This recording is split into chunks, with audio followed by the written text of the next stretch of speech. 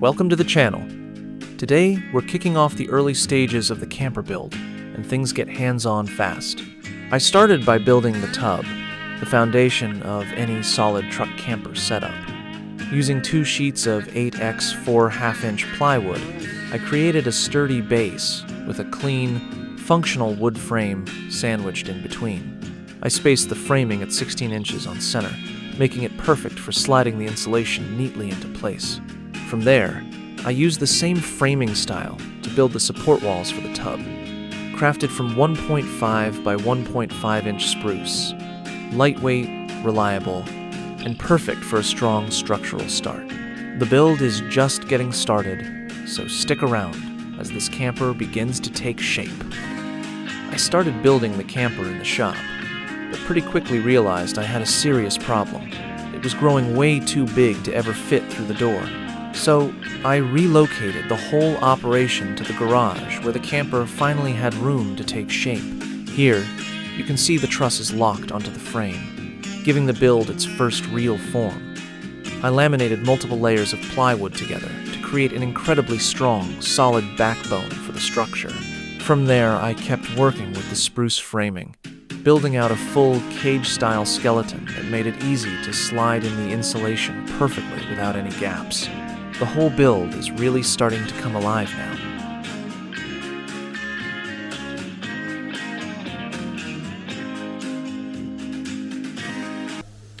Well, hello, folks. For those of you who've been asking a bunch of questions and like, what the heck are you building? Yeah, truck camper. Got a few photographs in the at the start of this video, but I'm just going to show you a bit of a tour. So behind me, you can see the truck camper I've been working on, probably over the winter as well. My aim was to keep it below 1,000 pounds, and I'm at about 800 pounds now. So I'm well within there, but I got windows and doors to add yet. Let's go and take a look around.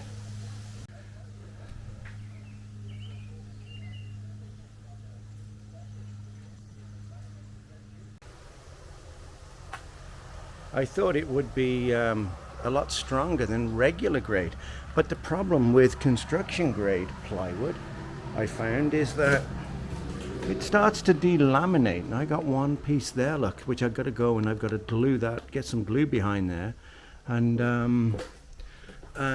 glue it back down. So there's a couple of spots that it did that, and with a bit of extra glue, it works out okay. But then, if you're building one of these, make sure you get a little bit of an overhang on there, because apparently they get really dusty when you travel down the road. Yeah, so that is the truck bed camper.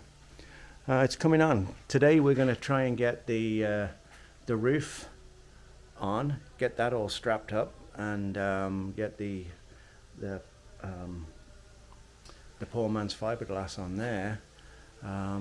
So yeah, that's it. I'll keep you posted. I made the call to use construction-grade plywood for the exterior walls, and yeah, that turned out to be not the best idea. It started to delaminate in a few spots, so I had to go back in, clamp it down, and glue every section that began to peel. Lesson learned. Once the plywood was all secured, I moved on to the poor man's fiberglass, a surprisingly solid DIY method. This involves using canvas drop sheets, gluing them onto the plywood, and then coating everything with multiple layers of wood glue. After watching Endgame on YouTube, he convinced me this setup becomes 100% waterproof once you finish it with a coat of exterior latex paint. So that's exactly what I did, and it worked amazingly well. Well, folks, welcome back to the channel. Just a little update on the old truck camper build. It's taken a while. It got pretty cold over winter, so not a lot of work went on to it, but we're actually making progress now. We're almost done. I got probably about another couple of days solid work on it, but yeah, let's go have a look, and I'll show you exactly what I've used. And if you take a look at the photographs I took of the build process, unfortunately I didn't do any video, but it was a little cold and like just wanted to get on with it and do it, so forgive me for that. But we'll go and we'll have a look, yeah, you can see, and I'll try and explain some of the things that we're doing right now, just to make it a little bit more winter prepared. Not that we're going to do any winter camping, but you know, it's just in case, you know, you have that nice cold weekend, but not much snow, and you can just get out and go and do your thing, right? But we'll see. Let's have a look. So there's the side of the camper. At the moment, where I've been watching a channel, a couple of channels actually. Endgame, a fantastic camper designer and builder.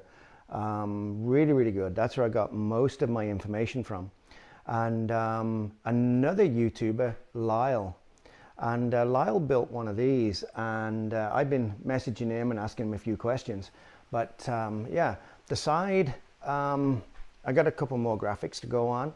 The windows I managed to pick those up from an RV that was being parted out. This one I got from the RV store. They're not double pane, but yeah, they went in pretty well. The black band over there, the one thing with that poor man's fiberglass is if it stretches, and when you pull it, then you get it all different kind of shapes, you know. So I put that little band on the top there just to hide the seam of the fiberglass. But if we go around to the back, you'll notice I got the AC unit in, kind of. It's just there to make sure it fits. I got a cover I've made to go over the top, so that'll be boxed away. The rear door is again from a parted out RV, and I made it to fit that. I just hope it's not going to be too heavy. It works pretty well. Needs a bit of a clean, but yeah, there's the inside. I'll just show you the front first before we... I copied Lyle and Endgame's design from the front because it has that sloping kind of hopefully wind resistant roof that you want when you're going down the highway. I still have that. I got a couple of pieces under there to re-glue, and we got to paint the front there. That's only had 2 coats of glue on it, so I've got to put another coat on.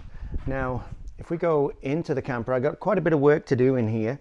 I still have down the bottom, I still have the sides to put on. You can see we got a little bit down there, storage for my generator. I have storage for a portable toilet down there, and I got to box this section in here.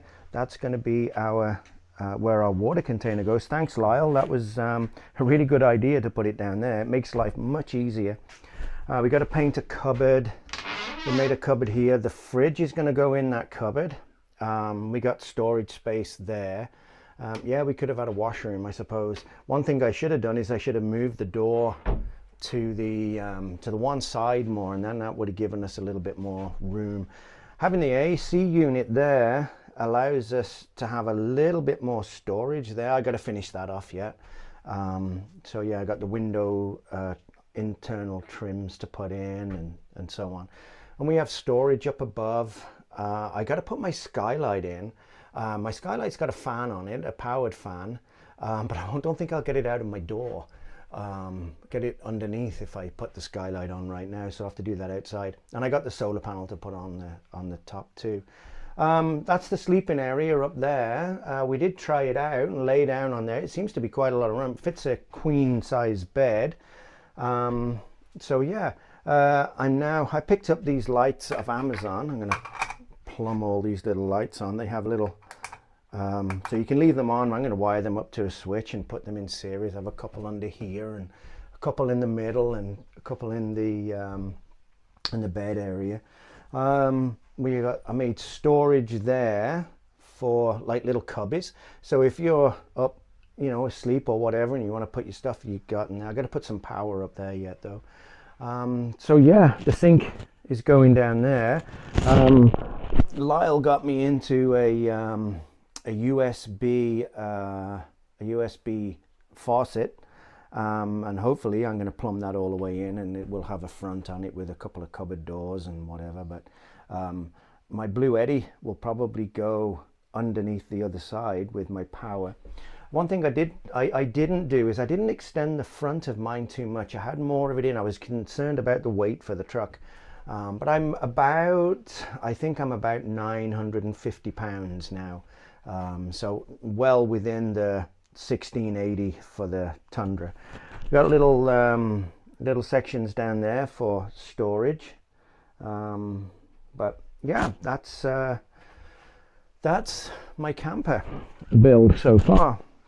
The nice thing I like about using an RV door, even though I think it's going to be heavy, is you get the screen to put in on the middle, which is really good if you stop somewhere and get that airflow in there. But yeah, the door works really well. So yeah, it's working out pretty good. Now for solar, we're just now putting on a different type of roof. And if we look on the top, you'll notice that we went with some RV rubber roof. Now, I didn't want to go with a white camper like everybody else. I know it reflects the heat, but I'm trying something a little different with putting this rubber roof on the top, and hopefully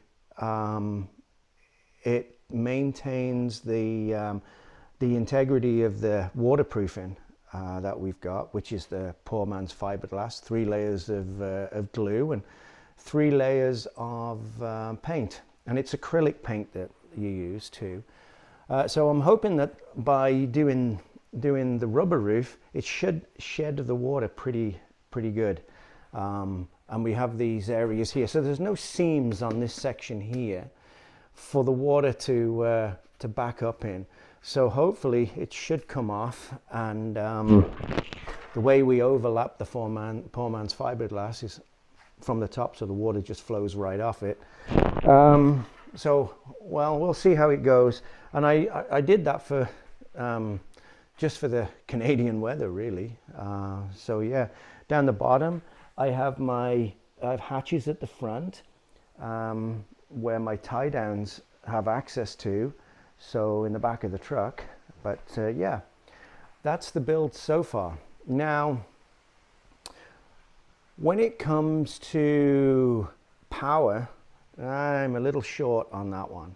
My knowledge of it is not great, especially 12 volt stuff. I'm okay with house stuff. I can do that pretty well. But when it comes to 12 volt and amperages and working that out, that's a bit of a learning curve. So I kind of cheated, and I went and bought this. Woo, there we go. So it's a 100 watt solar panel. My Blue Eddy will go up to 200 watts. It's at a 300 watt inverter. Now, we don't plan on being in the camper a great deal, so I'm hoping that with the deep cell battery and the solar panel and Blue Eddy, that we should have enough power. I am going to put in, and we got the generator too, but you can't really put that everywhere, right? So when you're parked up. But on the back, I'm working on my power now. So I think what I'm going to do is put an external hookup here for shore power, and bring my solar panel in at the top somewhere, and hopefully in there we should be able to figure it all out and run everything from it. But I'll keep you updated on that. I got a few more graphics to put on yet, but yeah, it's looking pretty good. And I'm quite surprised how solid it is. You know, like everybody that's seen it thinks it looks just phenomenal, you know. So yeah, hope you like it. Yeah.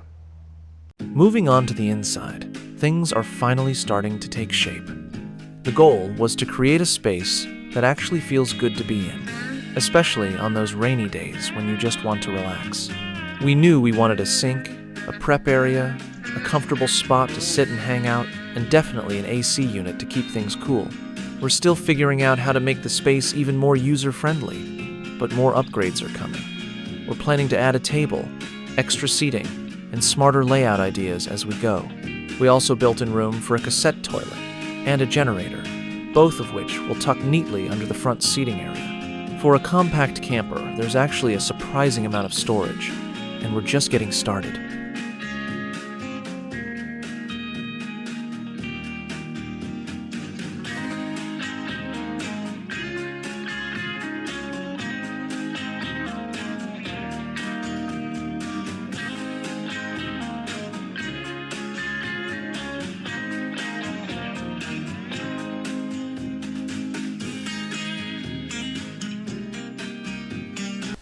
So that's a little update on the build process so far. Check in when I get all the power in there, which will be a while. We're supposed to be going away. We kind of cheated. We were going to go and hit Lake Superior up by Thunder Bay, up that area, and then come around the top corridor of Highway 11 and come back down, go traveling. But we just got this itch to go out west again. We went out in March break and loved it, and so we just said, well, let's just go and do it again. You're only young once, eh? So yeah, there you go. That's an update. Thanks for tuning in. Please like and subscribe, and we'll see you on the next one.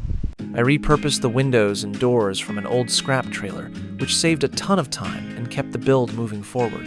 After that, I gave the entire exterior a fresh coat of exterior latex paint, then added a clean brake line to hide the canvas seam where the roof meets the sides.